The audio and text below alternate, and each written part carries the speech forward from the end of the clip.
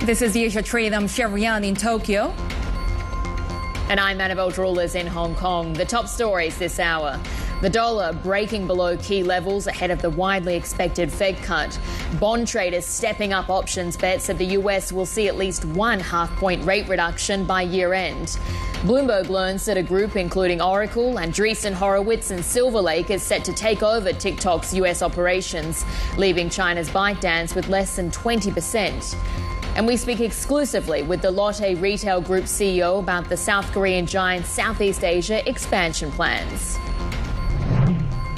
Take a look at how we're expected to open across Asia. Markets already at record highs. The Nikkei extended those gains in the previous session, and you can see futures pointing to the upside. This hour, we have Japan trade data, so do watch out for that. And we're also seeing the LDP leadership race shaping up with the agriculture minister jumping into the race. Of course, he's seen as a counterpart, as a leading contender to Sanaya Takaichi, who wants more easy money. And of course, we have the Bank of Japan policy decision later in the week as well. But do keep an eye on the offshore yuan. 710 is your level against the U.S. dollar. We have seen strength in the yuan, which is about to erase all of its losses since Donald Trump was elected as president of the U.S. back in November. We did get a set of new measures to stimulate the domestic economy. We got a little bit more of a boost in the offshore yuan as well, given the weakness of the U.S. dollar, which is now at 2022 lows. Take a look at how futures are setting up because, of course, we are headed towards that Fed rate cut decision. Now, the question being, will it be 25 basis points, or could the cuts be front-loaded 50 basis points perhaps? But of course,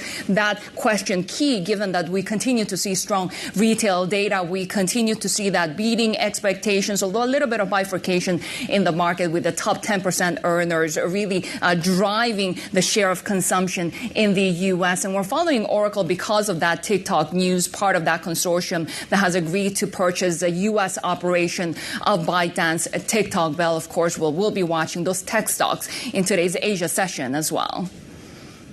Absolutely, yeah. And the big question is still what exactly happens with the TikTok algorithm, so prized. But let's get back to our top story here because we've got, of course, that big countdown to the Fed meeting. Our Bloomberg senior editor for markets and opinion columnist John Authers says this week's meeting is going to have an element of surprise like few others in history. He joins us now for more. So, John, I mean, I loved the title of your column yesterday. To be a fly on the wall at this week's Fed meeting, the drama over who votes has profound implications. Tell us more. Well, we didn't know until only a matter of hours before the meeting started who was going to be allowed to attend, who was going to have a vote. As it stands, we're likely to get a lot of excitement out of the fact that Stephen Miran, the White House economic advisor, is now on the board. He has been outspokenly critical, which is a nice, polite British way of saying he's been rude about the FOMC over the last few months, saying they suffer from tariff derangement syndrome. And the expectation is that he's going to dissent from whatever his colleagues vote for in favor of cutting by even more. So that will be the soap opera. The much more important question mark over the personnel was whether the administration would be allowed to fire Lisa Cook, who is a Biden appointee, and they weren't. It was very strange that they really thought there was a need to get her off the committee in time for this meeting, and the appeals court, I think probably quite rightly, as she really hasn't had due process, hasn't had a moment in court, said that she that she had to be given more time. That's the critical one because without wanting to get too much into the sort of weird pyramid by which the FOMC chooses itself, if she is out and replaced by February, there will then be a majority of Trump appointees who can veto possible candidates for the Fed's regional banks, which comes up in February, and that would ultimately mean that you could get a majority, a Trump supporting majority on the overall FOMC. I still think that's unlikely, and markets would not like it, even the many of them who do like Trump. But that's the big risk over the next few months, is what happens with Lisa Cook and her seat.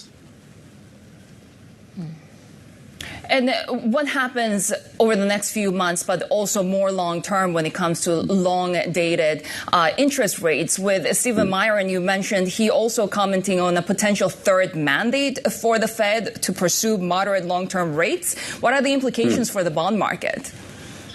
Well, the implications are that we might get a lot more QE. I should say that mandate is actually already in the legislation from 1977 that fits the Fed's mandate. The point is that looking for moderate long-term interest rates has always been seen as a direct function of keeping inflation under control. If inflation is under control, then 10-year bond yields aren't going to be too high. If you see a new emphasis on that target, then that implies more possibility of QE-style bond purchases. It also implies a greater inflationary risk. If you really want to keep rates down, that implies that you're prepared to take more of a risk on inflation. And finally, again, this comes to, in some ways, depends on exactly how much confidence you have in this administration. It implies fiscal dominance. The reason they want to the Fed to try harder to keep long-term rates down is that makes borrowing costs cheaper for the government and makes it easier for them to prime the pump. There are arguments in favor of all of this. I think mostly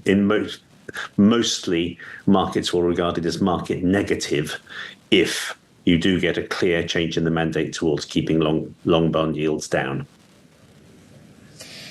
Yeah, I guess then tying it back together and also, I guess, returning to Lisa Cook as well in this question, because we know the White House, for instance, is planning to ask the Supreme Court to let Trump oust her still. We've seen that really reflected at the long end of the curve because there's all these questions around Fed independence. I mean, it doesn't seem like that is going to really be going away anytime soon. It's not going to go away anytime soon because Donald Trump has more than 3 years left in office.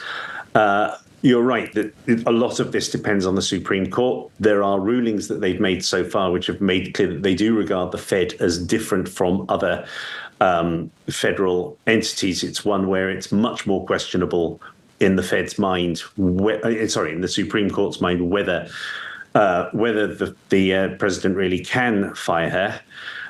This is going to come down to an extremely interesting, extremely finely balanced Supreme Court decision sometime in the next few months. And that's a problem, obviously, because the people who are trading bonds know a lot about macroeconomy and markets. They don't necessarily know too much about jurisprudence and how to call the politics of the Supreme Court. Yes, there are definite risks out there. There are all kinds of mistakes that the Fed has made. Its independence is not total. There is a desire to have some kind of democratic accountability there. But by and large, markets are comfortable with a Fed that has the degree of independence from the government that it currently enjoys. And any shift from that will be very risky and this is the irony, the risk would be that you would see bond yields go up very much further out of a governmental attempt to get the Fed to keep them low. That's plainly the risk, but it's something that won't play out in the next 24 hours. That's something that's going to happen over the next matter of months. John Arthur, it's great to have you with us, especially on this side of the world, joining us from Hong Kong. He's a senior editor for markets and opinion columnist there. We're also watching in the U.S. House Republicans unveiling a stopgap spending bill to keep the U.S. government open past the October 1 shutdown deadline. The measure would keep agencies operating through November 21 and provide new funding for security. It needs at least 7 Senate Democrat votes to overcome procedural hurdles, though it does not include health care policies the Democrats have demanded. And Bloomberg's been told that TikTok's US operations are set to be acquired by a consortium including Oracle, Andreessen Horowitz and Silver Lake. Sources say it's part of a framework deal President Trump is set to discuss on Friday with China's leader Xi Jinping. Let's go to San Francisco and bring in Sarah Fryer, who leads our big tech coverage. And Sarah, I mean, this sort of consortium was what we've been thinking for a while now, but is this something that's going to be palatable to China as well, that still needs to approve this deal as well? Well, that's a very big question mark hanging over the deal. So far, the country has not been able to get China to agree to anything yet. The company still would prefer not to have this transaction happen at all. But I think if there is a licensing of the TikTok algorithm that is still run by China, then it's probably something more palatable to that government. We have seen the Oracle shares though surge on the news and also, of course, on the strength of its cloud business. TikTok has been an essential customer for Oracle's cloud, and that is really what has been driving the dramatic spike in Oracle shares over the recent months and what drove them to have such a good response in last week's earnings. It's all the cloud business and how they have embraced deals with TikTok, with OpenAI, with NVIDIA. That is something that investors were a little concerned might go away if TikTok had to be banned. It looks like Oracle is positioning itself to be part of the solution. Part of the solution, but we also don't know how much as well. I think that's also sort of some of the question marks still left. I mean, how much of a stake is each of the prospective buyer going to take, and what happens with the algorithm as well? Well, the most important thing is that ByteDance is likely, per our sources, to have a 20% or less stake, which is what they hope, what the deal makers hope will satisfy the law. It may still be quite similar in practice to what has been happening already with Oracle managing TikTok's data through its cloud.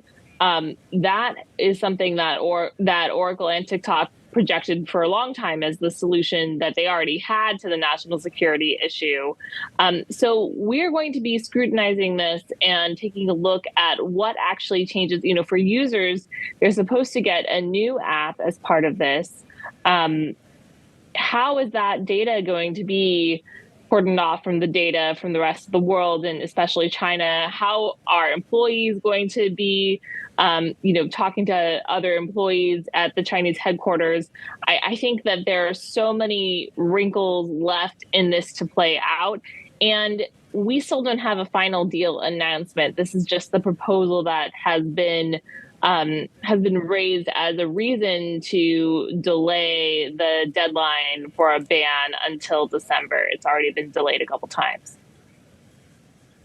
And Sarah, before we let you go, should we be expecting big announcements when it comes to tech companies investing in the UK, with President Trump making a visit there? We already have had several announcements from companies who are with him in the UK. They're committing to investing in that economy as well. He has executives from Microsoft and NVIDIA, a few others there, OpenAI, with the president on that visit. And I think that this is just another example of how Trump has been involving AI and American standing in that industry and how that industry will grow as a matter of diplomacy. Like, he really sees this industry as a major export of America and something that he wants the country to lead on. And all the executives are very eager to be part of that, because the future of the industry is going to involve and necessitate a lot of assistance from the U.S. government in allowing, export controls to go their way and allowing data centers to be used, energy costs. There are all sorts of things that are wrapped up with this AI boom in the United States. And we've seen this on his Middle East trip earlier this year. It was also a big focus. Yeah, and of course, we know British Prime Minister Keir Starmer is also looking to strengthen ties with the US. But that was Sarah Fry there, who leads our big tech coverage for us from San Francisco. Some of the other stories that we're tracking as well. The 22-year-old suspect in political commentator Charlie Kirk's shooting has appeared in a Utah court after being charged with murder. Prosecutors accused Tyler Robson of first-degree aggravated murder and are planning to pursue the death penalty. Kirk was shot dead on September 10 while speaking at an outdoor event at Utah Valley University. A New York state judge has dismissed first-degree murder charges against Luigi Mangione. That's the man accused of killing healthcare executive Brian Thompson. The judge ruled that prosecutors failed to show the alleged crime was an act of terrorism, but did allow a second-degree murder charge to proceed to trial. Mangione also faces separate federal charges in a case where prosecutors are seeking the death penalty. And coming up on the Asia trade, BNY Investments tells us why they expect a hawkish cut from the Fed this week. DoubleLine unpacks how developed markets are navigating a turning point in monetary policy. Plus, we discuss consumer demand in Asia and expansion plans in an exclusive interview with Lotte Retail CEO. Much more ahead. This is Bloomberg.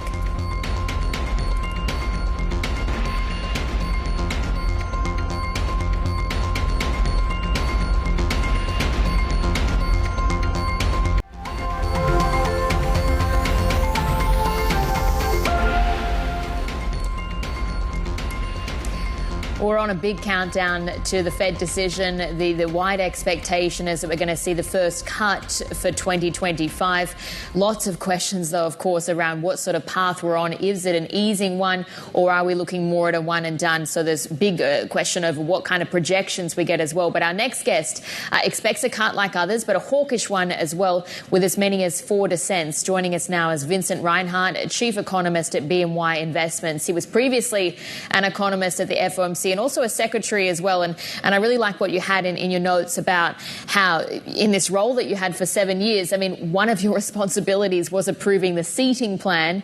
But your job then was never as hard, perhaps, as it's going to be this week as well. I mean, we were just talking with John Authers, our opinion columnist, about being a fly on the wall at this meeting. What exactly do you think is going to be the tone?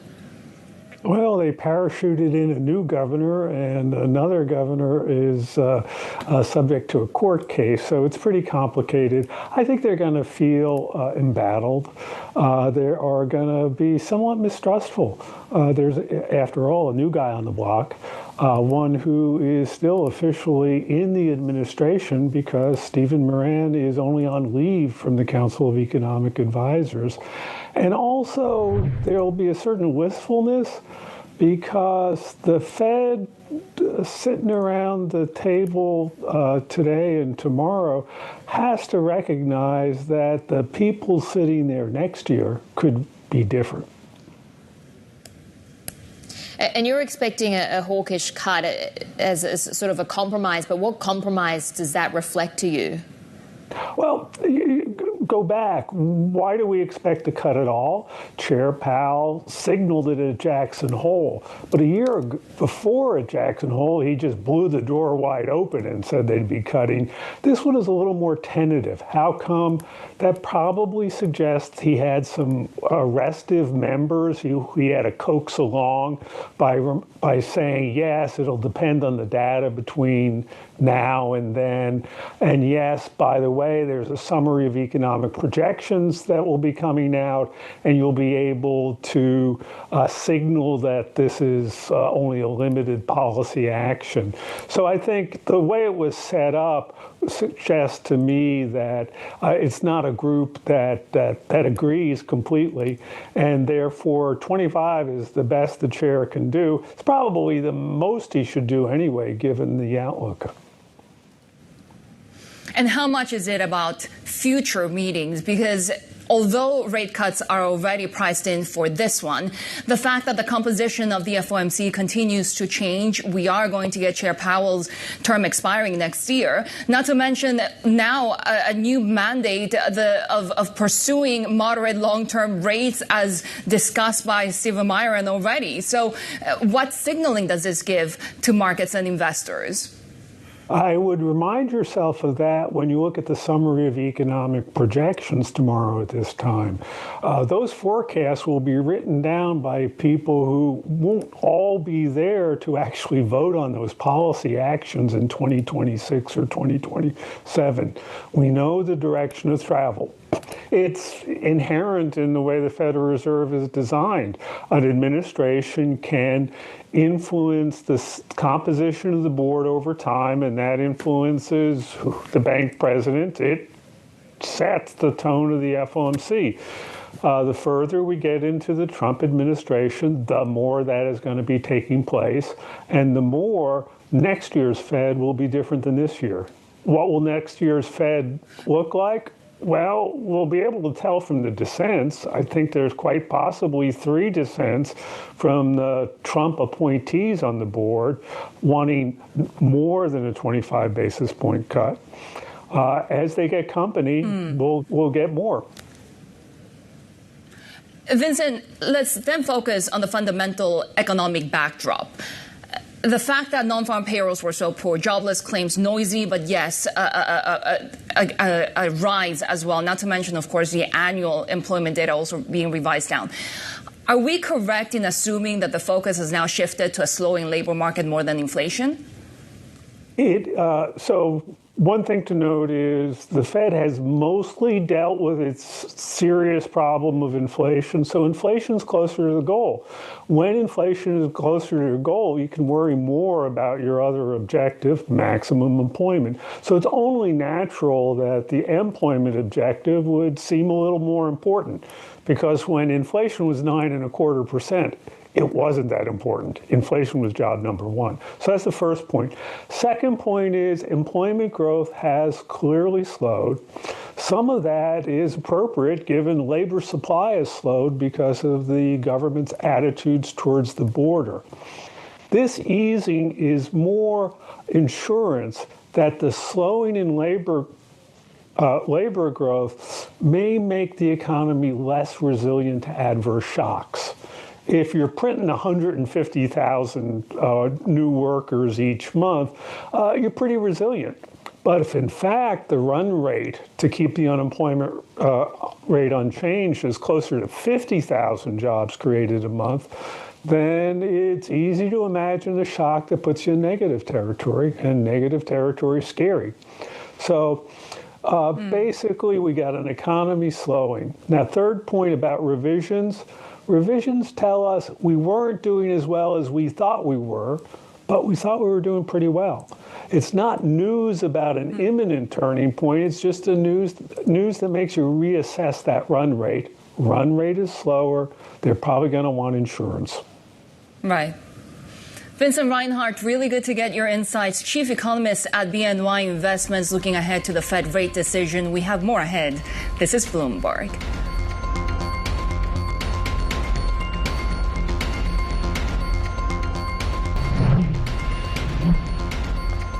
All right, quick check on cross assets this morning. I mean, a lot of tension on that euro there because you've seen it hitting a 4-year high against the greenback. All about that preparation as we look ahead to the Fed rate decision. EM currencies, again, also being supported a little bit by Chinese yuan strength. More ahead. This is the Asia trade.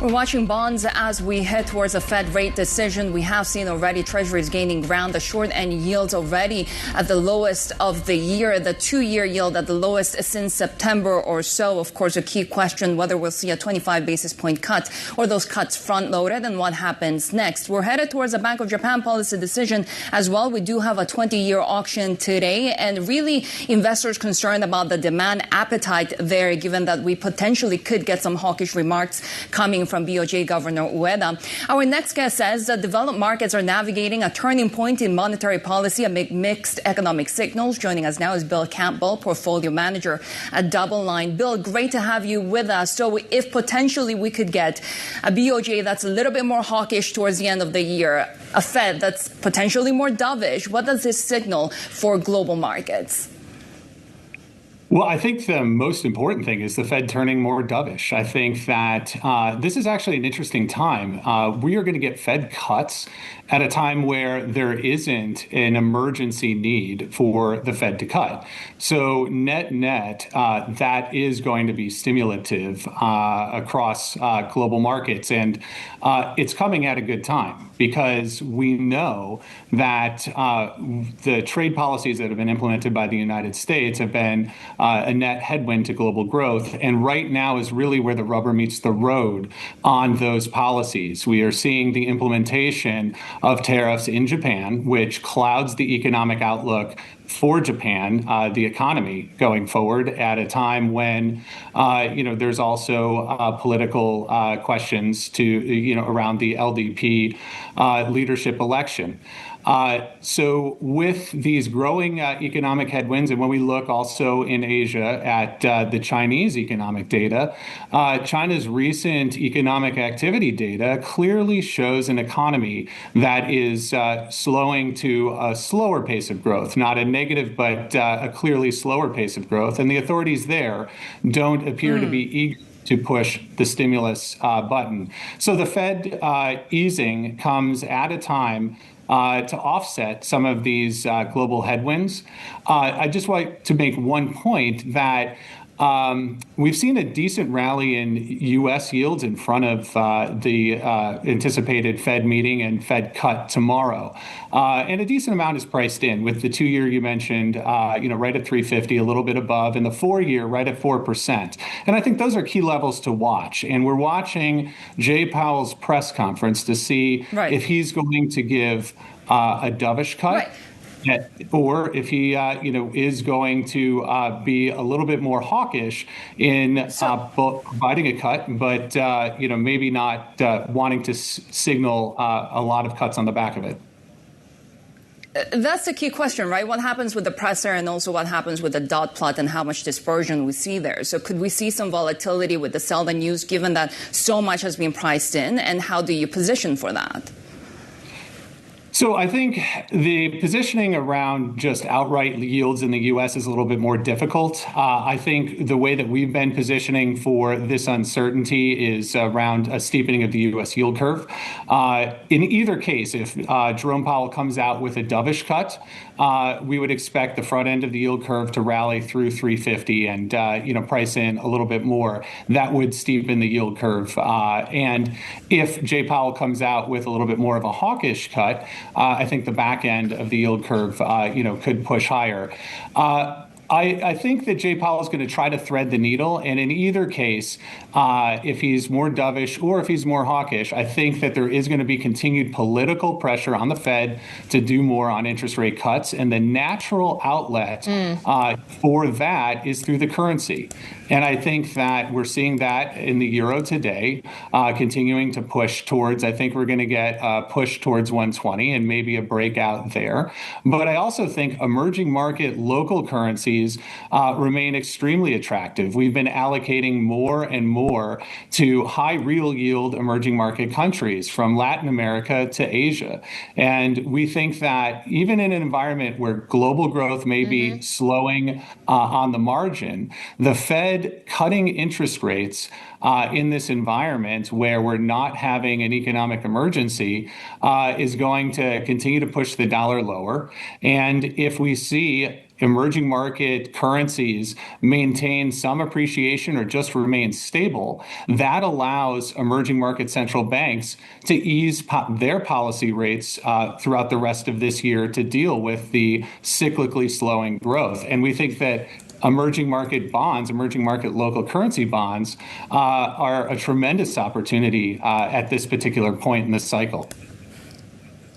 Yeah, actually, on that point, I mean, you're making the moves that we're seeing in EM currencies. A lot of that also is coming down to the strength of the Chinese yuan. But what's interesting about the markets right now in China is that sort of exuberance you see on the stocks front. But you mentioned as well the economic weakness as well. How do you think that is going to play out exactly, and what are you watching there in particular?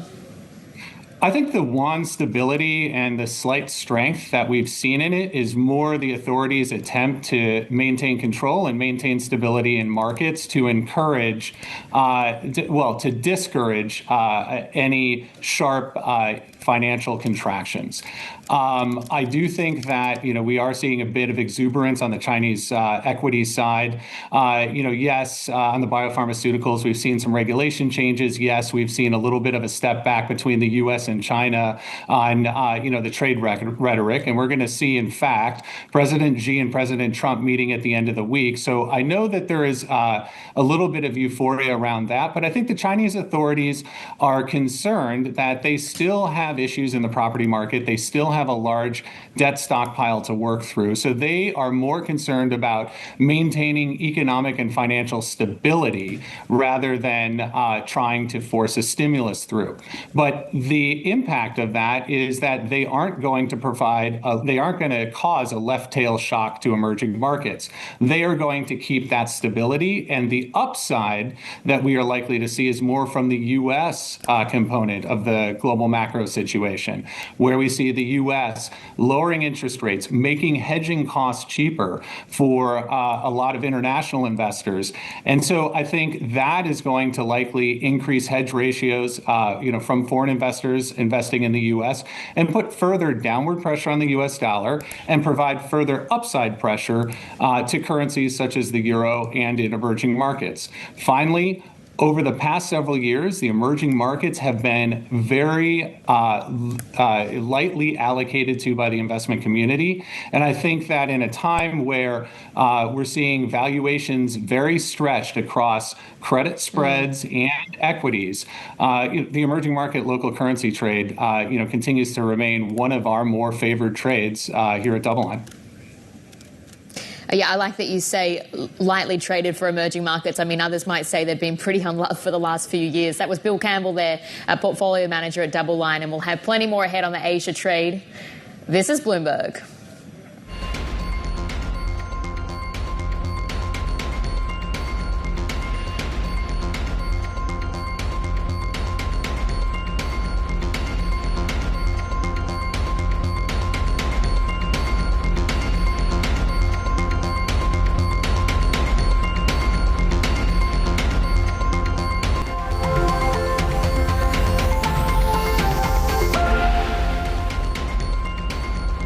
We continue to watch the yen holding steady early in the Asia session, but it strengthened on the Tuesday session as Agriculture Minister Shinjiro Koizumi entered the race to replace outgoing Prime Minister Shigeru Ishiba. Now, Koizumi is one of those candidates leading the polls, and investors see him as more supportive of a rate hike than other candidates. Let's bring in Bloomberg economics and government reporter Yoshiaki Nohara. And Yoshi, of course, Koizumi was also one of the lead contenders for the previous race last year. What are we expecting from him now?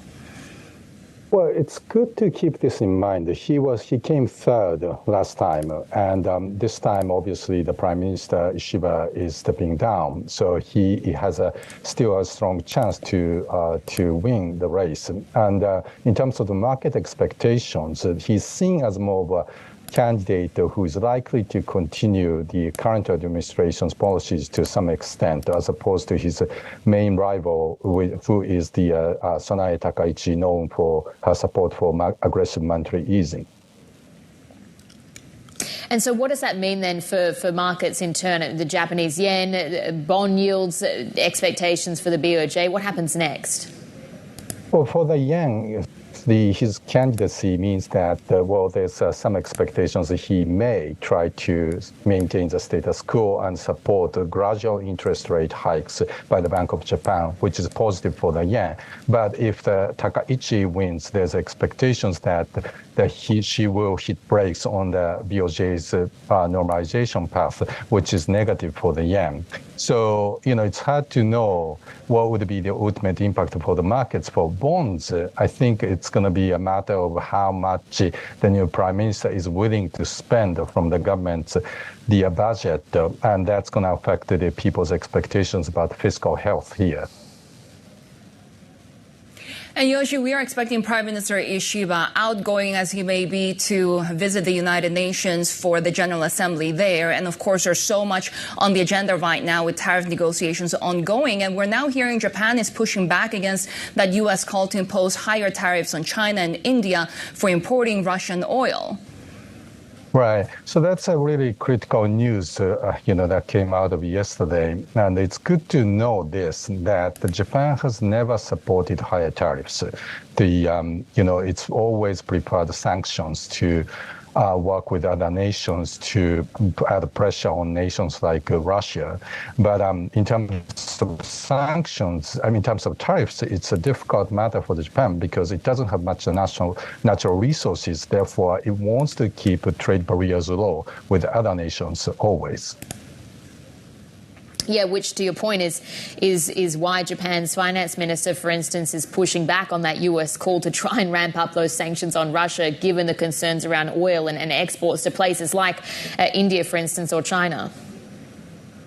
Right. As I mentioned, the tariffs are really difficult, topic for Japan, given its, the lack of natural resources here. But at the same time, you have to remember that Japan always kept a door open to do more on sanctions, which has been the main tool of diplomacy before the Trump administration came. But now seeing the kind of game change under the new administration that they're trying to use the tariffs as a negotiation tool, and Japan is trying to find a way to how to adjust to the new mechanism and power dynamics out there.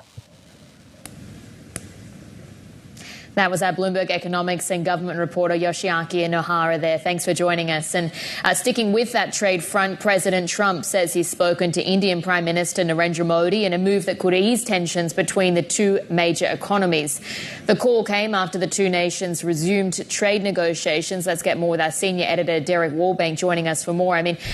Derek, I found it so interesting. You can see in that social media post that he said he had a wonderful call with the India's Narendra Modi. But how did that become a wonderful call when you look at the backdrop of the tensions over the past few weeks? Belle, I think your skepticism is somewhat warranted, right? We've heard a lot of the U.S. and India about their wonderful relationship, about the relationship that Trump and Modi have had. And indeed, they have had a very strong partnership over the years, politically, policy-wise, and others. But that hasn't stopped India from facing some of the highest tariffs that Donald Trump has levied to date. Mainly a combination of a trade deficit-focused reciprocal tariff, as well as another one doubling that to penalize Modi's India for purchases of Russian energy. Now, India is pretty much the only country signaled out thus far for that sort of penalty. And Trump has given no indication yet that that's coming off. This right now is a bit of happy talk, but I do think that people are going to be watching quite eagerly to see whether or not there's some move here. Now, the other big economy that takes in an awful lot of Russian energy, there are more than two, but the other really big heavyweight that does is China. And Trump is set to talk with Xi Jinping on Friday. This comes in the whole sort of, right as a part of Trump trying to figure out a way to get a breakthrough on Russia and Ukraine. He's hosted Vladimir Putin in Alaska. He's hosted Vladimir Zelensky.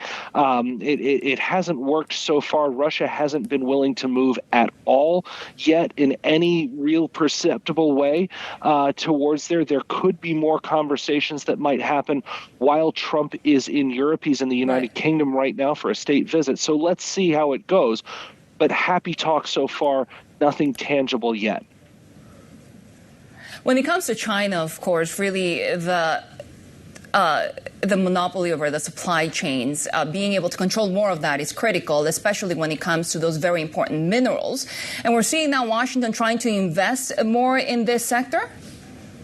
That's right, Shery. The U.S. is in talks for about a $5 billion fund to try and boost critical minerals. This could come in a number of different ways, but think of this as kind of a fund that would be able to to invest in and get projects going, not just in the U.S., but right around the world. That could be, in any sort of place for any sort of thing critical to a supply chain. I'm saying that in a really, really broad way, but just to underscore, there is a wide range where this could go. Of course, critical minerals, rare earths have been a particular pinch point for the United States. It's a place that I think a lot of analysts have seen that China may have leverage over the United States in conversations there. Donald Trump is very, very keen to onshore manufacturing, onshore the processing of this, and basically sort of break the idea that a rare earth supply chain, critical mineral supply chain, is dependent on China for the U.S. or sort of the West writ large.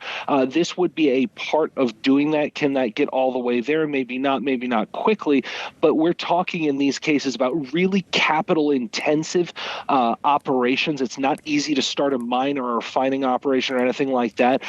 So this would be something to maybe jumpstart that, and you're seeing a bit of emphasis by the American president in this White House trying to make some moves in that direction. Derek, thanks for joining us there. That was Bloomberg's Derek Wallbank from San Francisco. And on that topic of China, we know one of the ways they've been trying to insulate against the trade headwinds and other geopolitical risk globally has been to try and stimulate really the consumer within the country.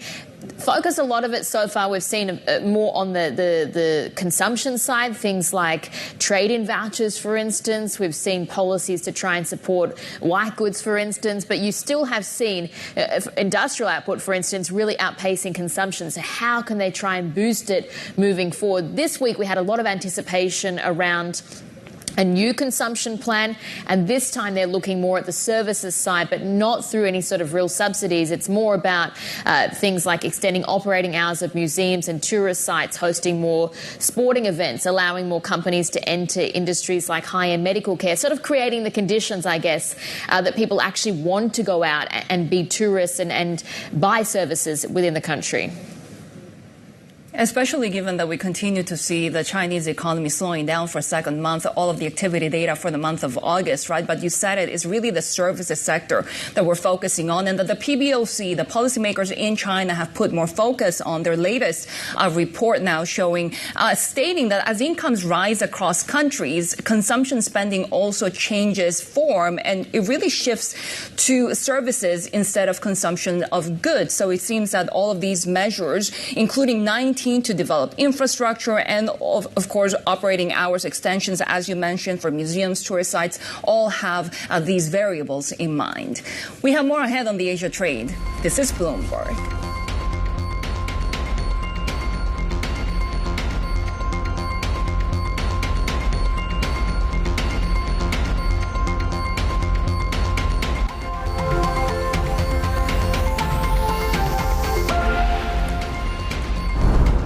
We have breaking news out of Japan. The August trade numbers coming in with exports now contracting 0.1% year on year. A smaller contraction than was expected, but still 4 months of contraction for Japanese exports. Now imports contracting 5.2% year on year, a slightly bigger amount than was expected, but still not as big as the previous month. This leaves a trade deficit of more than 242 billion yen. So we continue to watch these numbers because we got the trade deal with the United States in July, but those changes in the tariffs that came down to 15% for Japanese cars, for example, didn't take effect until September. Still, the number seems to be not as bad as economists had expected, but exports still contracting for a fourth consecutive month.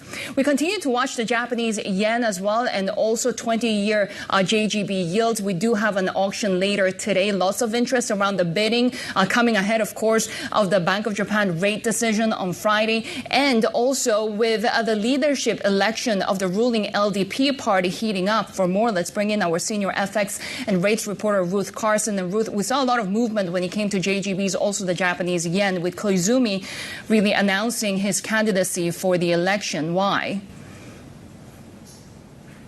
So Japan is very much in focus right now. The currency is one of the most traded in the world. We're well aware of that. And JGB auctions, which, up to a couple of years ago was, usually a very boring affair, they have been the source of major bond volatility in the world all year, in fact. Now, this 20-year auction that's coming up is very much in focus for a couple of reasons. Firstly, we know from the results of the last 20-year auction last month that demand wasn't that great. Globally, there are still fears of fiscal inflation, numbers coming out of Japan. There's actually denting sentiment of bond traders as well. Don't forget, you've got a Fed overhang tonight as well. And also, this is the first 20-year bond auction since Ishiba announced his resignation, as he's stepping down. So very much traders are on edge, and I don't blame them. Okay, so then if traders are on edge, what else are they watching out for? Absolutely. As I mentioned before, while we have seen a bit of a cooling in the fever of selling for global rates in the past week or two, we all know that markets are pricing in the chance of a very strong chance of a 25 basis point cut by the Federal Reserve. But look, are we totally out of the woods yet? Not really. Inflation is still an issue in parts of the world. We know growth is good in Europe, for example. Now, nothing happens in isolation, so to speak, and rates traders trade globally.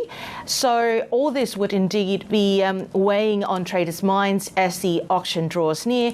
It is a 20-year bond as well, which has traditionally been quite unloved by investors. So this is definitely going to be a litmus test. Senior FX and rates reporter Ruth Carson, as we head towards the Japanese market opens, we'll also be watching some of those stocks, semiconductors in the Japanese session. They've been pretty unloved as compared to Korean and Chinese names, but could that be about to change? We have seen some analyst upgrades, including from BofA today for Tokyo Electron, Morgan Stanley boosting Disco yesterday as well. So we'll continue to watch some of these semi names across the Japanese session as we head towards the market opens in Japan, South Korea, and Australia. This is Bloomberg.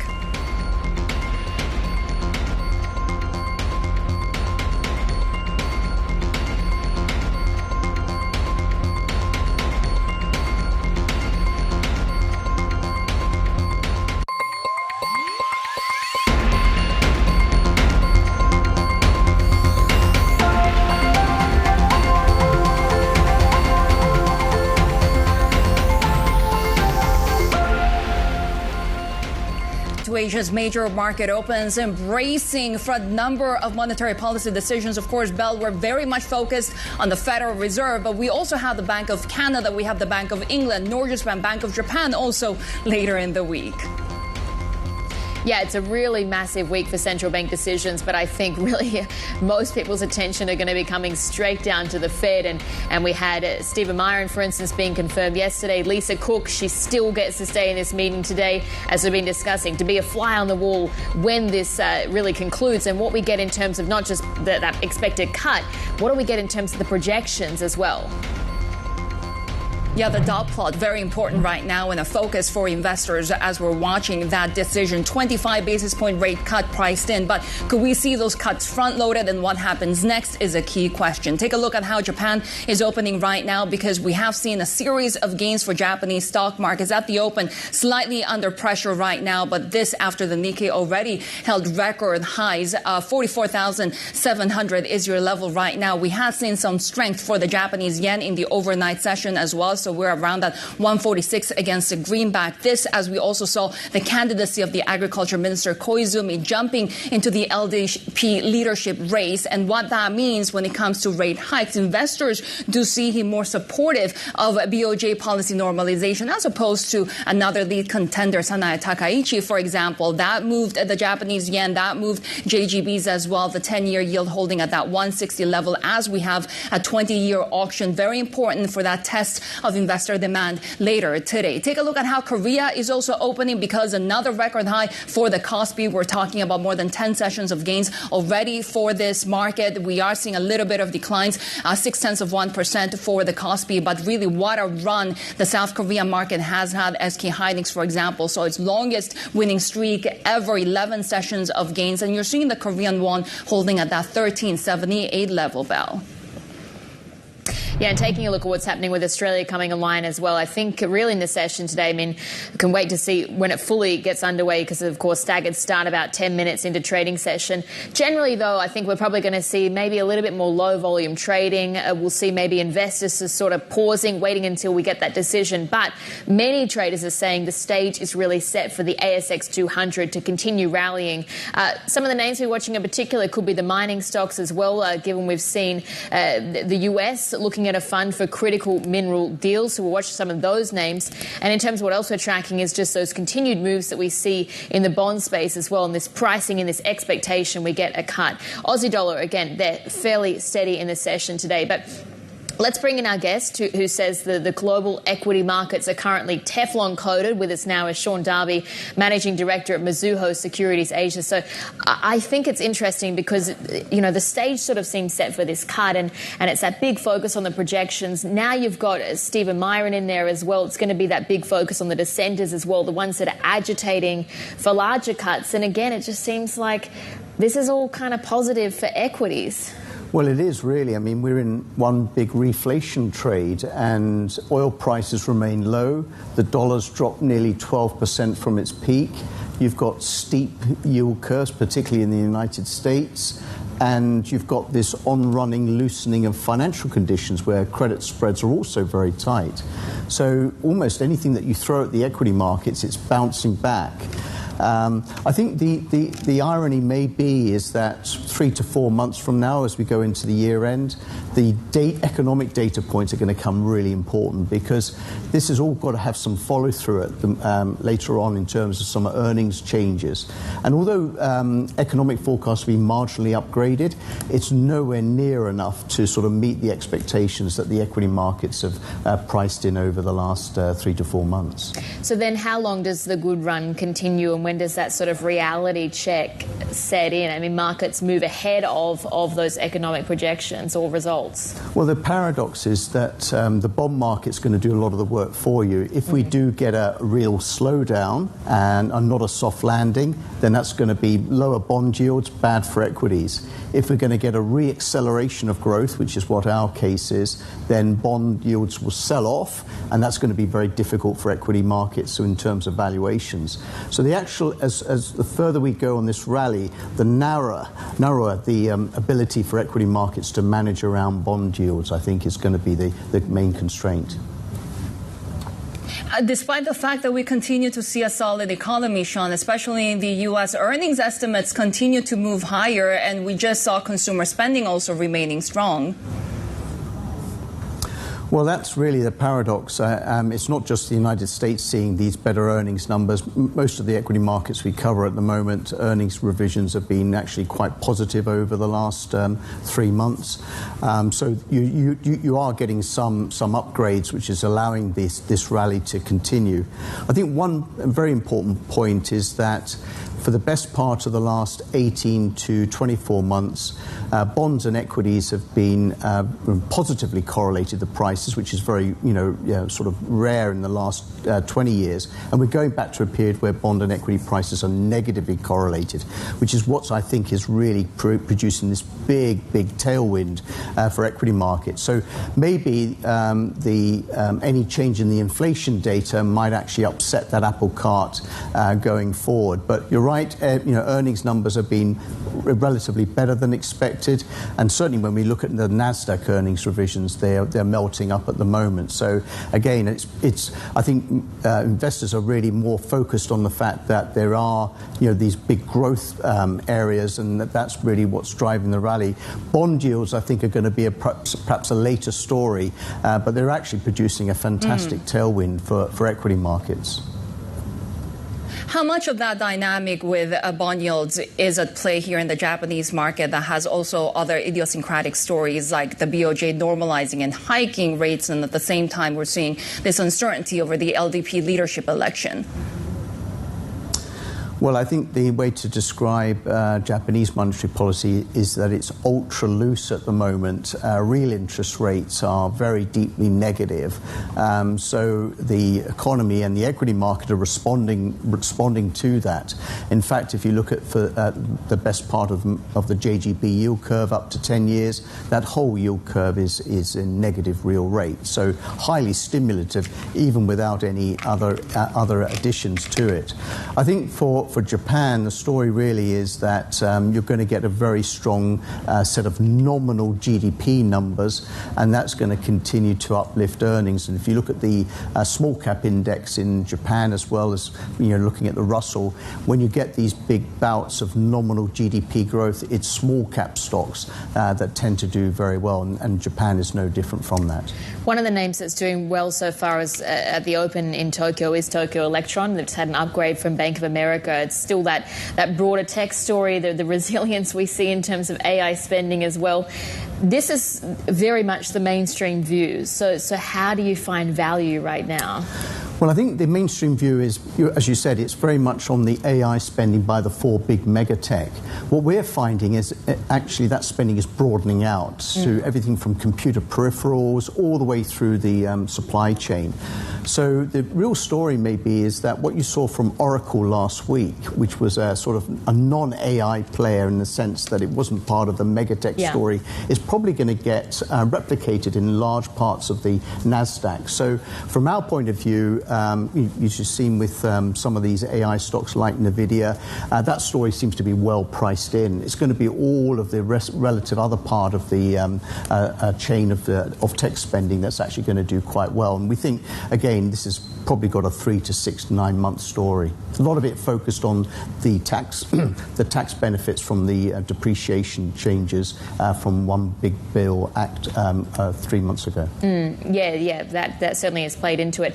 What about then for Korea? Because I know you've just upgraded your view on that. Is that the tech story, or is that sort of also the value up program as well starting to take more effect and more investors also paying attention to it? I think the value up story has been one part of the move. I think the economic story has been that the semiconductor companies in Korea, as you've seen in elsewhere, has got pricing power. This is an industry that very, very rarely you see companies being able to raise prices, and flash and memory prices have been surging. So for the big constituents in the KOSPI, that's been a very big boost. The second is that following the elections now, you've got consumer confidence starting to improve, and we've actually seen retail sales numbers both by value and volume all picking up. So stories outside of the tech sector in Korea are also got some sort of franchise value. So I think the KOSPI, as you've seen with most of the North Asian markets at the moment, is got, still got room to rally. Always with us, Managing Director at Mizuho Securities Asia. And of course, he was talking about the tech story in South Korea. We are now seeing the KOSPI losing a little bit of ground. SK Hynix also coming down for the first time in 12 sessions. But yes, I mean, that rally has been incredible. On the other side, though, Japanese semis haven't necessarily done so well as compared to South Korean and Chinese semiconductor names. We are seeing some upside in today's session, though, especially with Tokyo Electron being upgraded by BOF this morning. Morgan Stanley also boosting Disco yesterday, so you can see those gains. And Advantas has already had an incredible rally this year. Right now, a little bit of downside of 0.6%, Bell. Yeah, and also, as we mentioned, taking a look at some of those rare earth miners, because we had the story or the reporting, the US could be looking at a fund for critical minerals deals.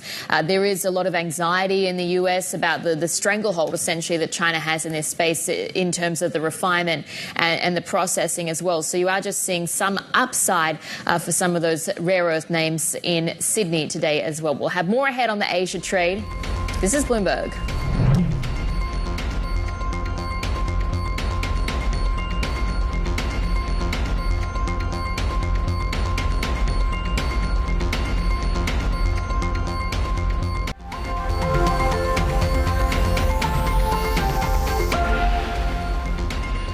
deal on TikTok. I've reached a deal with China. I'm going to speak to President Xi on Friday to confirm everything up. We made a very good trade deal, and I hope good for both countries, but a very different deal than they've made in the past. What companies are going to buy We'll be announcing that. We have a group of very big companies that want to buy it. That was President Trump on TikTok and his planned Friday call with Xi Jinping. And on that point, Bloomberg's been told that TikTok's US operations are set to be acquired by a consortium including Oracle, Andreessen Horowitz and Silver Lake. Let's get more now with our White House and National Security Editor, Michelle Jamrisco, joining us for more. So, Michelle, we know that in order to buy time for the transaction to be completed, Trump has once again granted an extension here. So now we've got until December 16 to forge a deal. But is there anything different in terms of the extension this time versus previous ones that we've seen? Well, a couple of things feel a little bit different, Annabelle, but I think people that have been watching this issue can be forgiven for feeling like this is more of the same.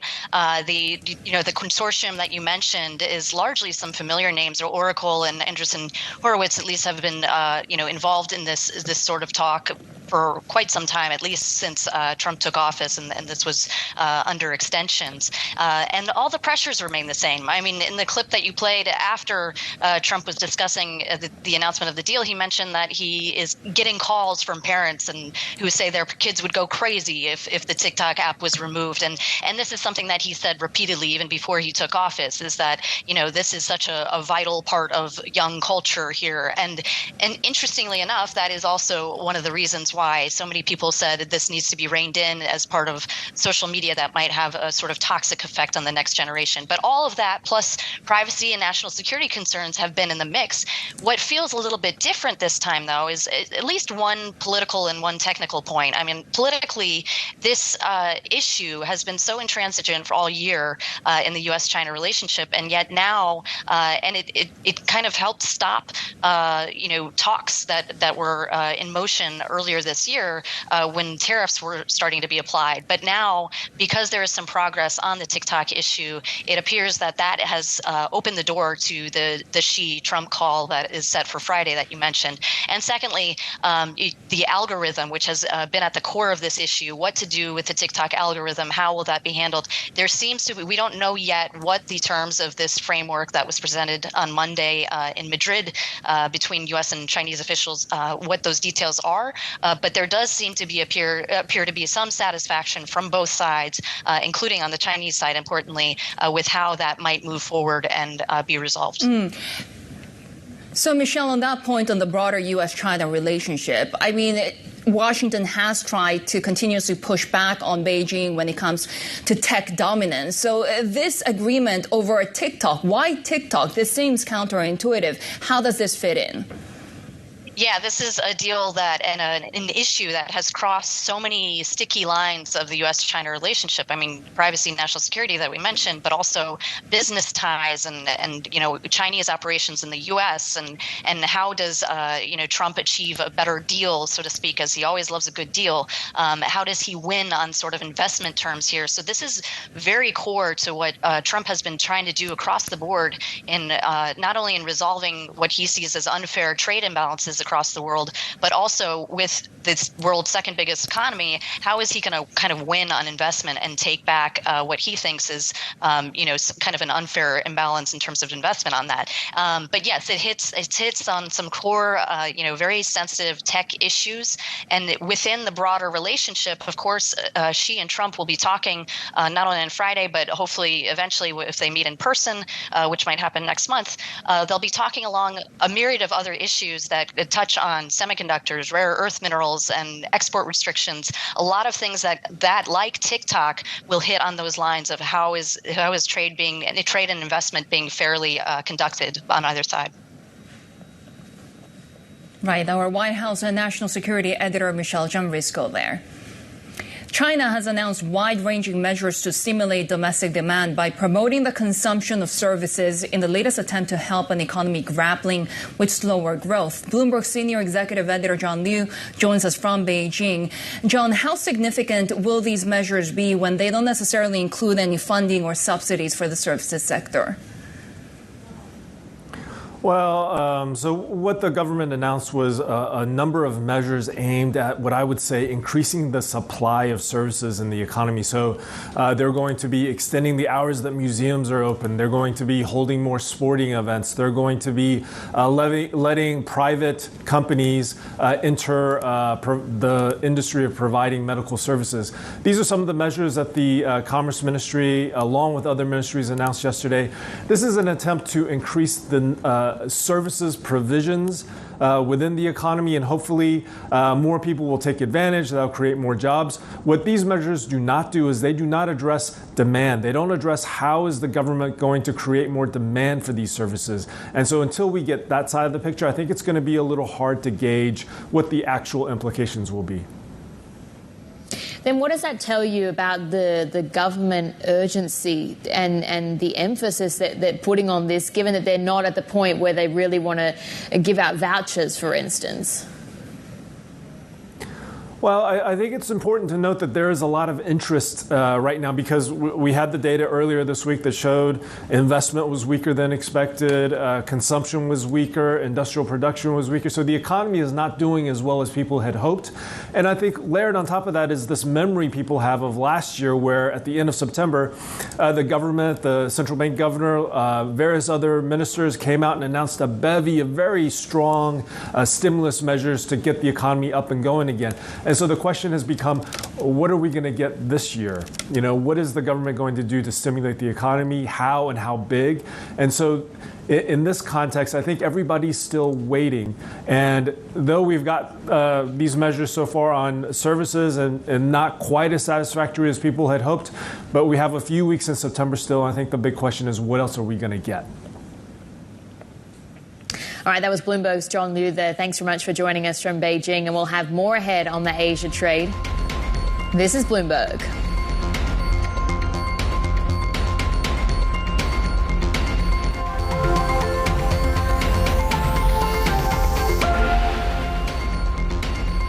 A group of House Republicans has urged President Trump to secure a commitment from the UK to drop its tax on tech companies as he arrives for a state visit.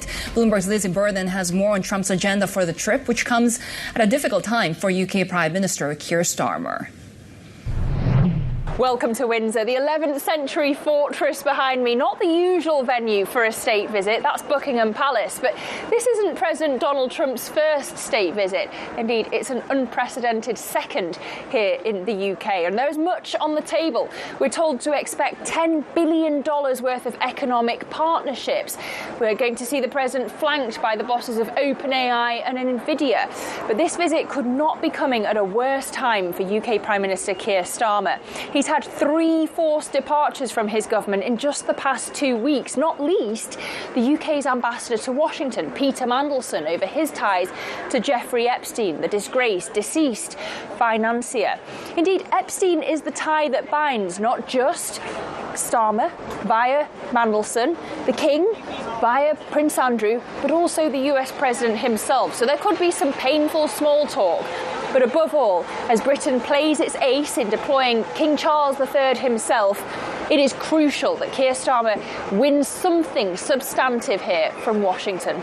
Lizzie Burden, Bloomberg News, Windsor.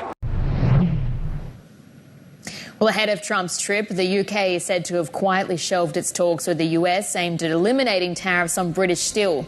A source says Prime Minister Keir Starmer has accepted commitments from Washington for levies to remain at 25%.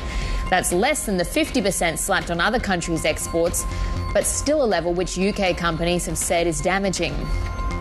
Taking a look at how Euro stocks are coming online, futures that is, this morning, and really it's that big focus as well on UK stocks and the rotation we're seeing away. We just had the results from the latest Bank of America survey saying that this is one of the top contrarian trades, or that market is one of the top contrarian trades. Otherwise, what else we're tracking in the session is very much the euro there. You can see we're trading at a 4-year high against the greenback. Expectations that the euro area is starting to hold up, and also a bit of policy divergence that we see between the ECB and what's happening with the Fed later today. Shery. And Annabelle, some of the other top global headlines that we're following at the moment. Israel has started a long-threatened push into Gaza City after weeks of airstrikes and incursions into its outskirts. An Israeli military spokesman says operations will continue until Hamas is defeated and hostages freed. The offensive comes as a UN-commissioned report concludes Israel is committing genocide against Palestinians in Gaza. The report calls the international community to push to end the war and punish those responsible. The 22-year-old suspect in political commentator Charlie Kirk's shooting has appeared in a Utah court after being charged with murder. Prosecutors accused Tyler Robinson of first-degree aggravated murder and are planning to pursue the death penalty. Kirk was shot dead on September 10 while speaking at an outdoor event at Utah Valley University. A New York state judge has dismissed first-degree murder charges against Luigi Mangione, the man accused of killing healthcare executive Brian Thompson. The judge ruled that prosecutors failed to show the alleged crime was an act of terrorism, but did allow a second-degree murder charge to proceed to trial.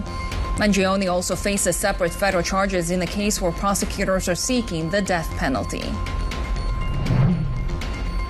House Republicans have unveiled a stopgap spending bill to keep the U.S. government open past an October 1 shutdown deadline. The measure would keep agencies operating through November 21 and provide new funding for security. It needs at least 7 Senate Democrat votes to overcome procedural hurdles, but does not include health care policies the Democrats have demanded. Indonesian lawmakers are weighing changes to the central bank's mandate, heightening concerns about its independence. Some lawmakers say the amendments could also include setting a lower bar for removing senior officials. The discussion sparked a slump in bonds and the rupiah, even as President Prabowo's new finance minister says he's not sure a change in mandate is necessary. We have more on the Asia trade. This is Bloomberg.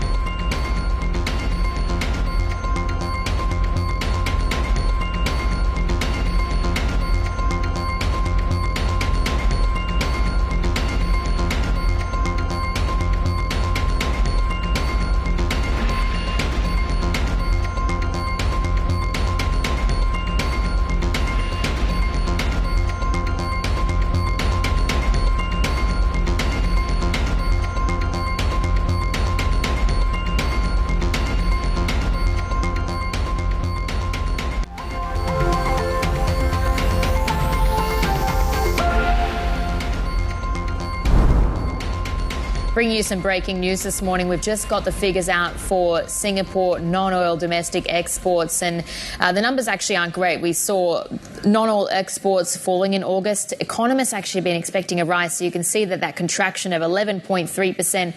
The estimate had been for positive 0.8% or growth of 0.8%. So that's the fastest pace of declines we've seen going back to March of last year. Electronics exports, again, they were also in contractionary territory, so down 6.5%. That was versus a revised growth of 2.7% that we saw in the month prior. Again, the fastest pace of declines we've seen going back to June of last year as well. So really, overall, not great numbers in terms of exports from Singapore, Shery. Yeah, take a look at how the session is shaping up in Asia, because we're seeing a down day after record highs across Asian benchmarks, with the Nikkei now falling. We are headed, of course, towards a Bank of Japan policy decision, and we had a pop in the Japanese yen in the overnight session with the announcement of Shinjiro Koizumi entering the leadership race in Japan, and he's seen as a candidate that might be more supportive of rate hikes. Today, the 20-year JGB auction will be key. In South Korea, we're seeing the first fall in 12 sessions. We're still around record highs. One company that we're watching in South Korea, Lotte, our next guest running the retail arm of Lotte Group, one of the top conglomerates in South Korea. The business makes up about a quarter of the group's total revenue, and its portfolio includes the likes of department stores, hypermarkets, e-commerce. The division manages more than 1,400 stores across the country. Joining us exclusively now is Sanghyun Kim, Group CEO at Lotte Retail. Sam, good to have you with us. Tell us first, how's your business domestically in South Korea doing? Do you expect a little bit of a pop, given that we are expecting those visa waivers for Chinese tourist groups? That's a great question. Absolutely. As you know, there has been a strong demand for Korean culture and Korean food and beauty, and we have seen significantly more travelers coming in. This has been very helpful, both for our department store and shopping mall businesses, as well as for our grocery as well. So it's been good. I know that Lotte has mostly ended operations in China because of geopolitical tensions, but given now the flourishing ties between the two countries, what operations do you have there, and could you even consider more? Currently, as we're trying to expand more across the globe, we've really been focusing on Southeast Asia. In particular, in Vietnam, we have now one shopping mall and 2 department stores, as well as about 16 hypermarkets. In particular, 2 years ago, we opened the Westlake Hanoi shopping mall, which has gathered over 10 million people in the first year and has been the fastest growing shopping destination particularly for premium shopping experience in Vietnam. We also, of course, have a shopping mall as well as about 50 hypermarkets in Indonesia, which has also been a strong platform for us. And now, this year, we also entered here in Singapore, in fact, with FairPrice partnership, where we opened a first shopping shop here in Vivo City, the biggest mall in Singapore, as well as selling our private brands across 100 of their FairPrice stores. So we're focusing on Southeast Asia first, where we believe there's a strong opportunity for growth, as well as meeting customer needs for K-food, K-fashion, and K-beauty. So when you say first on Southeast Asia, does that mean that you're still considering the Chinese market as a potential in the years to come? And what could be the timeline for that? Well, I can't give you any specifics. I think in particular, as we look at across different opportunities in the globe, there are many markets in which we can actually leverage our strengths. But China, I believe at this point, we are focusing more on leveraging our private brands, Yori Hada, as well as Good Today, which are the brands from our grocery hypermarket, where we're getting some popularity among customers. So that's where we'll focus first, rather than opening up stores. So beyond Southeast Asia, where you're saying that's sort of your initial primary focus for global expansion, what are the other markets that you're interested in? Well, we are, as you know, Korean culture and Korean food and beauty has been a huge boom around the world. So we're looking at where we can find the best customer experience, particularly beyond Southeast Asia. I think U.S. and European markets, where we have started some export of our private brands, is a huge market potential where we can meet the thirst of our customers. So we'll go where the customers want us, and that starts with, in particular, I think, U.S. market, as well as some opportunities in Europe as well. How are you managing then the geopolitical risks that we see in between the US and the Korea relationship then? Well, as we all know, I think this is an ongoing, complex dilemma that we have to work through. Obviously, we are very supportive of all the government's efforts to bring better reduce trade tensions and better trade environment. But I think by also us diversifying our global portfolio of our global sourcing, as well as productions, that can help us to reduce some of the potential risks that we may have just looking at the bilateral relationship. Does that mean then that you're looking at committing more capital or more people to the US market, then sort of putting some of your more capabilities onshore?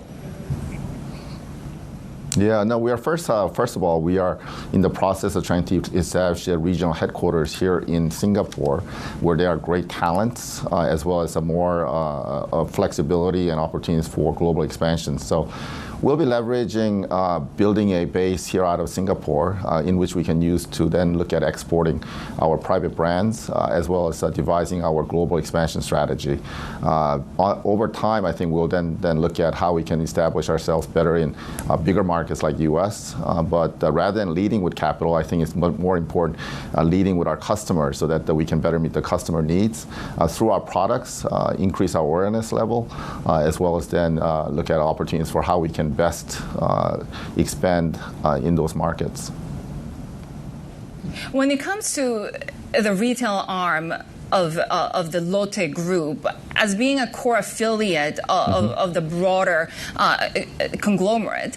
How do you see your role when it comes to the group's funding issues and liquidity issues that we're seeing? Because we saw Lotte Shopping, for example, seeing solid demand for those corporate bond sales, but do you see a role there? Well, I mean, our holding company has 40% equity stake in Lotte Shopping, which is the core arm of what I run, and therefore that our job is to continue to build strong financial base, which I started to do when I joined Lotte Group 4 years ago, by delivering better financial structure and as well as contributions. This has led to us continually increasing our dividends. In fact, we now do a highest payout of dividends in all the retail group, and that is the starting point of how we're trying to actually best support the overall group. Secondarily, I think it's important for us to continue to increase strong brand image and awareness, so that we become the first shopping destination for our customers, and that fortifies what we mean for the group in our overall context.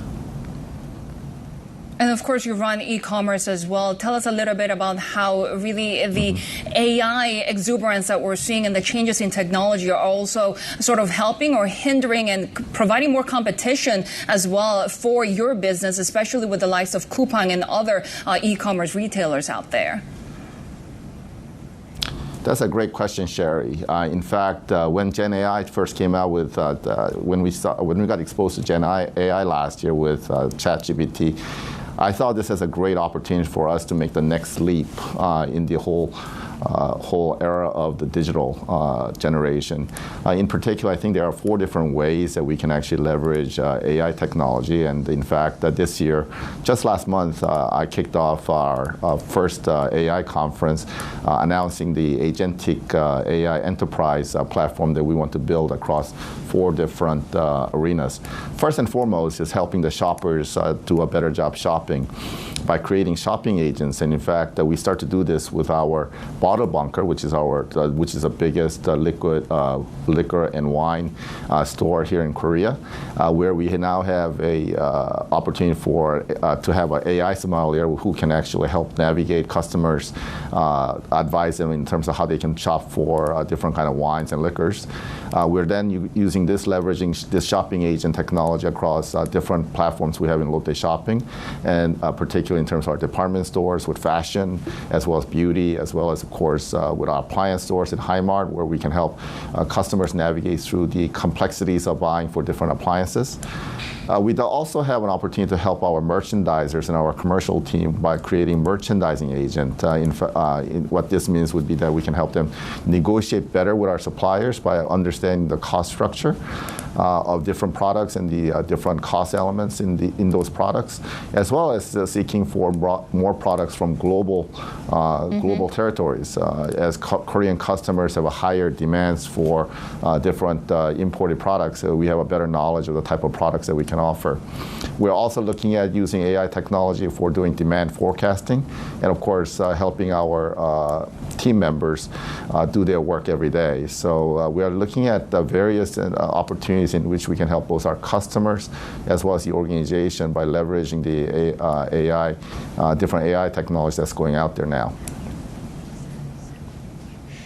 Sam, thanks very much for joining us. That was Sanghyun Kim, the Group CEO at Lotte Retail, making a focus really on Southeast Asia now. But we'll have more ahead on the Asia trade.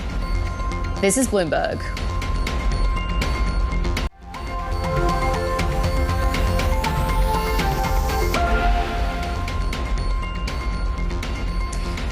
Quick check on what's happening in the currency space this morning. We have seen more dollar weakness. So you're talking about broadly a decline of nearly 10% this year, but overnight as well, drifting back down to sort of the lows of the year. Euro, very much where you saw that being expressed, because you continued to see it climbing higher. Many are saying 120 could be possible, but even there at that point, you're looking at a 4-year high for the euro currency against the greenback. But let's get more on the FX picture now. Bring in our Bloomberg opinion columnist, Shery, who's seeing thinks that the greenback is going to get a whole lot weaker with Stephen Miran joining the Fed. So Shery joins us now for more. And you said in your column, I mean, you made that link between dollar weakness and also what it means for EM markets. They've been so unloved for many years, but now you think actually the landscape could be changing. Right. So the EM as an asset class is very much tied to the dollar, right? For dollar-funded investors, they need the emerging markets to offer extra returns just to make up for the FX loss, right? And it seems like that's going to turn, because what you see is that the dollar goes through long major cycles with the boom and the bust years lasting over a decade. And the last a bull year was basically from 2010 to 2022, and it does seem like the dollar has entered the bear phase. And if history was any guide, it's going to be another decade of a weak dollar, which necessarily bodes well for emerging markets. To be fair, we've been calling the decade of EMs for a couple of years now, but it seems we're just going full circle, given, of course, the expectations about the Fed. But Shery, tell us a little bit about what we can expect with Stephen Miran being at the FOMC as well. And, of course, with President Trump sort of changing the composition of the Fed in the next few months as well.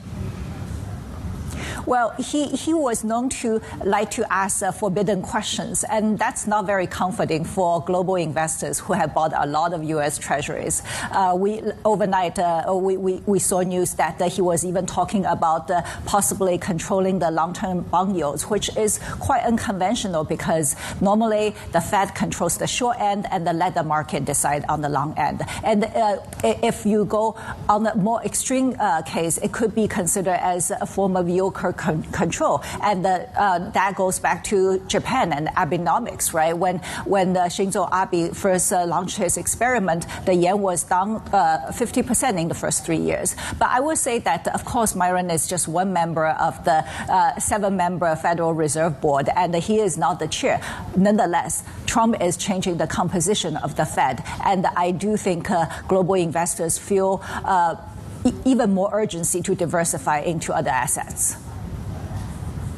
Shery Ren, always good to talk to you. Bloomberg opinion columnist there, and Shery mentioned Abenomics, but of course we continue to watch the LDP leadership race. Hanaya Takaichi, one of the lead contenders, likes easy money.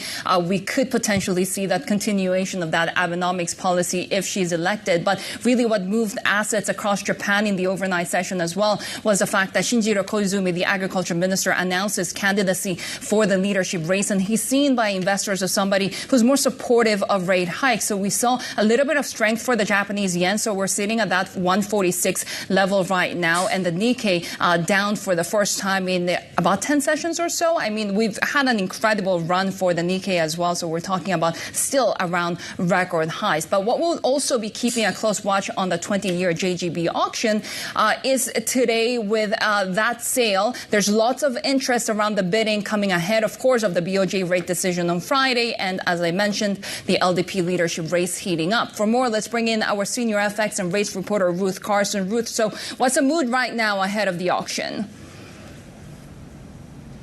In one word, edgy. Traders have so much on their plates right now, both on the Japan side of things. You've got the LDP leadership contest. You've got, the memory of last month's 20-year auction weighing on your minds as well.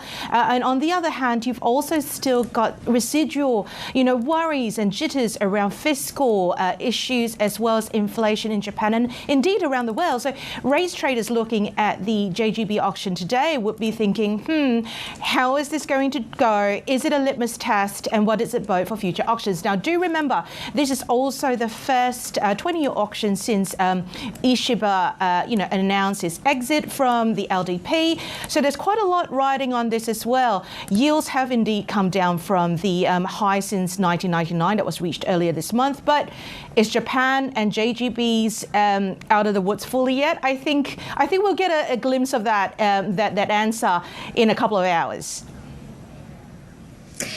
And in the meantime, what else are traders going to be watching out for? Well, apart from the BOJ rate decision, we also obviously have the FOMC. So the Fed's decision coming out tonight, and we all know that what the Fed says, what the Fed does, bodes, a lot of things for global rates markets. And you'll see JGB traders potentially trading very lightly, very, very cautiously. In fact, all rates traders really, as the hours tick by to the FOMC decision. But that it will be the big thing, the key thing on bond traders' agenda today.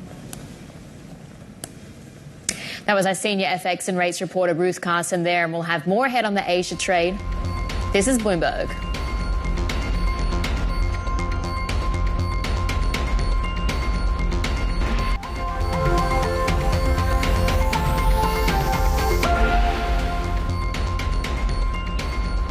Well, Hong Kong's chief executive, John Lee, is set to deliver his annual policy address in a few hours. He's expected to focus on reviving the city's economy, including fast-tracking a cross-border tech hub with mainland China. Let's get more with our chief North Asia correspondent, Stephen Engel, who joins us from Hong Kong's Legislative Council headquarters, And Steve, we're on that countdown to the speech later this morning. We have sort of seen some tentative signs of recovery, but still it's maybe that big question, how much further integration do we need to see, at least with the GBA region? Yeah, I think what you're likely to see and what we've seen over the last few years, especially since 2020 after the imposition of the national security law, is more policies here in China that are in line with mainland China. And that's not a derogatory statement at all. It is a reality that Hong Kong is facing some of those challenges that are seen in the mainland economy, but they have an advantage as well.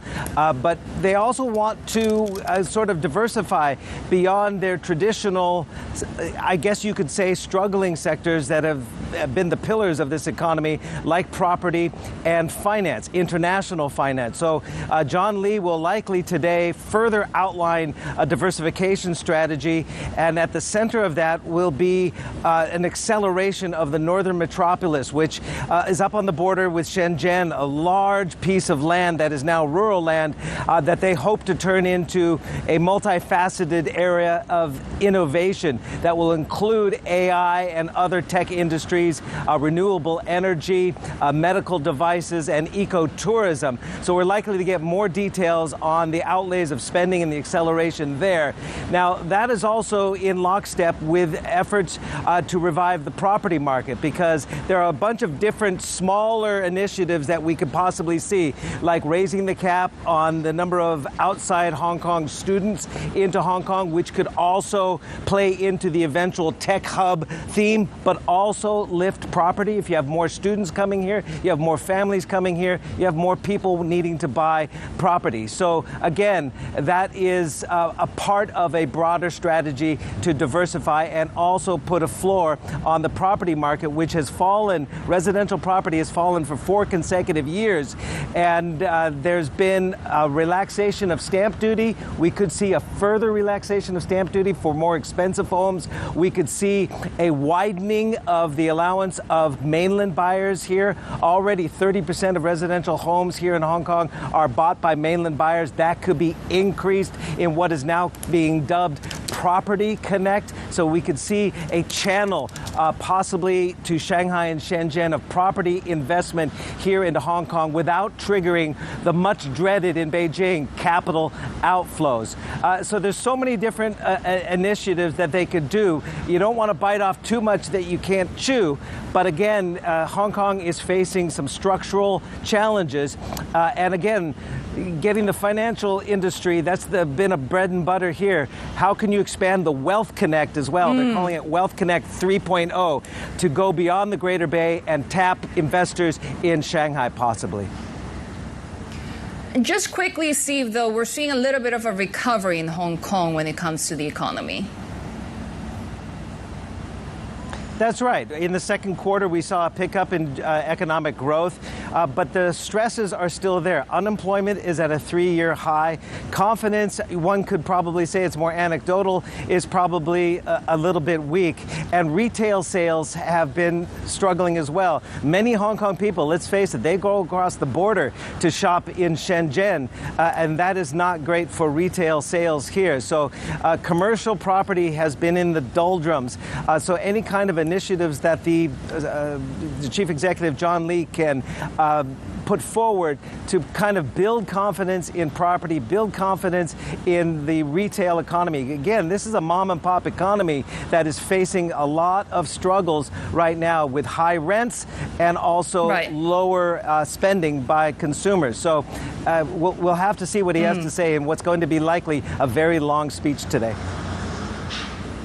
Yeah, Stephen Engel there joining us from Hong Kong's Legislative Council headquarters. Great to have you with us. Of course, as we continue to follow that chief executive speech, we're also watching mainland China because we got those wide-ranging measures to stimulate the domestic economy. A50 futures closing to the upside of 0.2%, while U.S. futures are not doing much right now ahead of that Fed rate decision. That's it from the Asia Trade. Our markets coverage continues. The China Show is next. This is Bloomberg.